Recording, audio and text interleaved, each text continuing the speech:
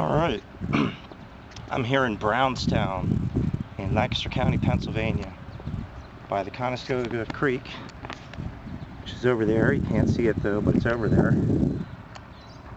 And I used to live in Brownstown. It's just a wonderful small town. It's beautiful.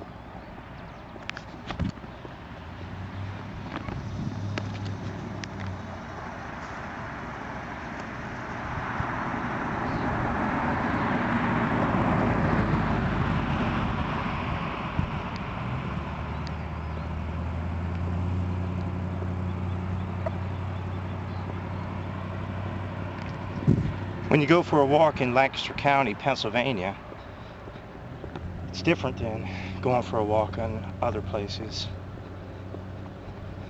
The scenery is different. The atmosphere is different. It's a little bit more laid back than most places.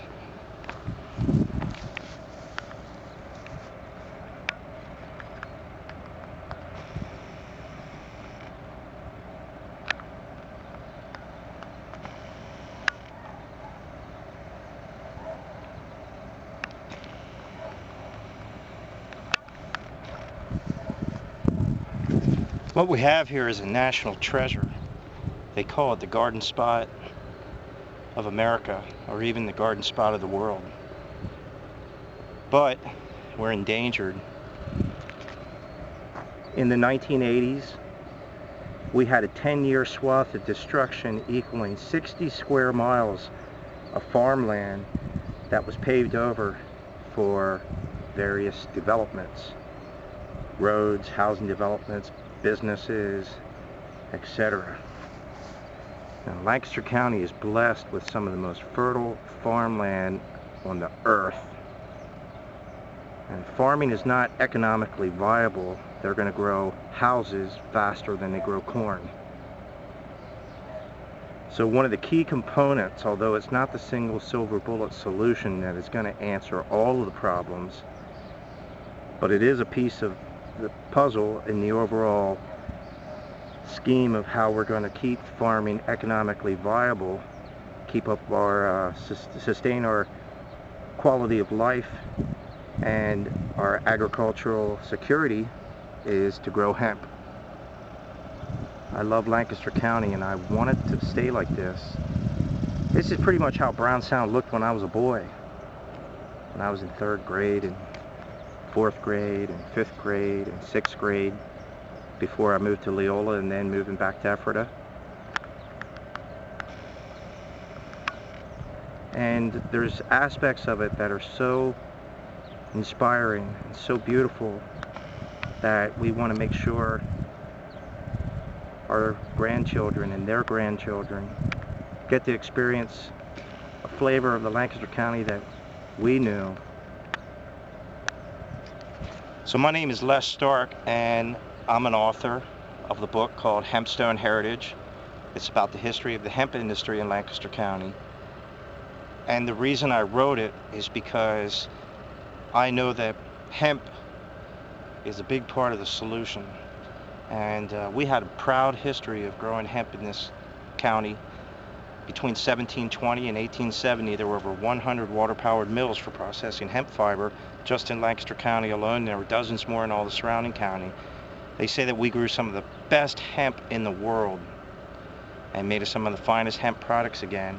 In fact, East and West Hempfield Township, which is not too far from here, just maybe 10-15 miles away from here, was named for the vast quantities of hemp that were raised there. But they grew just as much hemp here in Brownstown and in Leola and Rossville and Lidditz and Ephrata and Mount Joy and Mount Airy, up around Shennick, down in Bart, Providence, Quarryville, everywhere, all throughout Lancaster County, in every sector and quadrant, wherever there was a farm, they were growing hemp. And that's how it could be again. You know, we're really trying to save something precious here. We're trying to save Lancaster County, Pennsylvania, one of the most beautiful places on earth. And we're trying to restore our American freedoms. And we're trying to restore environmental, ecological balance to the earth. so we can be in harmony with the earth instead of opposing it with all kinds of unnatural ingredients. So I encourage you to support me in my mission to grow hemp again in Lancaster County and get the word out, along with my friend Sean House, who's making great hempsel pretzels called Hempsels, and all the other brave freedom fighters who are fighting for this vision of a better world, a better America. A more peaceful world is what we want, really.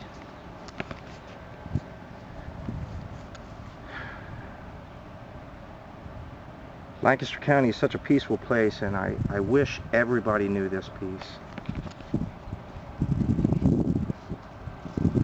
Someday, maybe everybody will, and we all work, do the right things, and there's always an argument as should I change myself or should I change the world? And an argument that you should change yourself first makes a lot of sense. It really does. You have to change yourself. But if you're going to wait until you're perfect before you try to change the world, I hate to say it, but it's not going to happen. You're not going to reach perfection.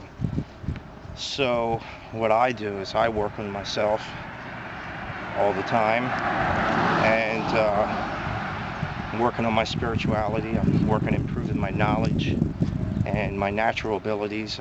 I'm working on all that, trying to be full of compassion and love and awareness and light and energy and laughter, good feelings, good vibes, and all that. But while I'm doing that, I'm going to try to make change in the world.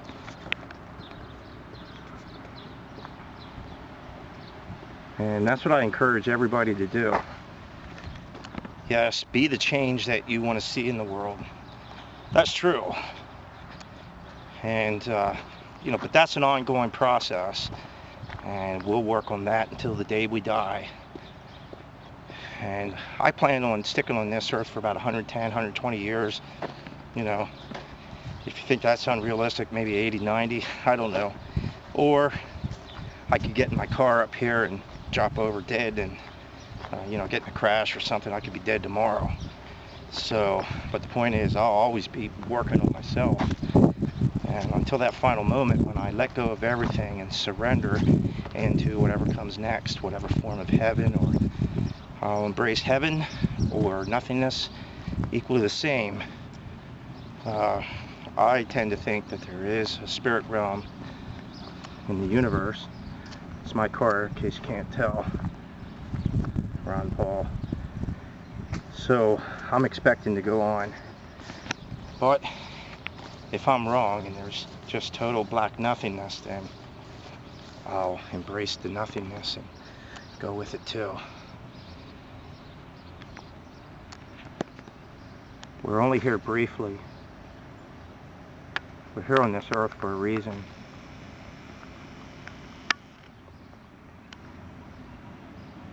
Make the best of your time here. Work with compassion and love and a kind heart for others. Do the best you can. Keep working for freedom, and then use your freedom wisely.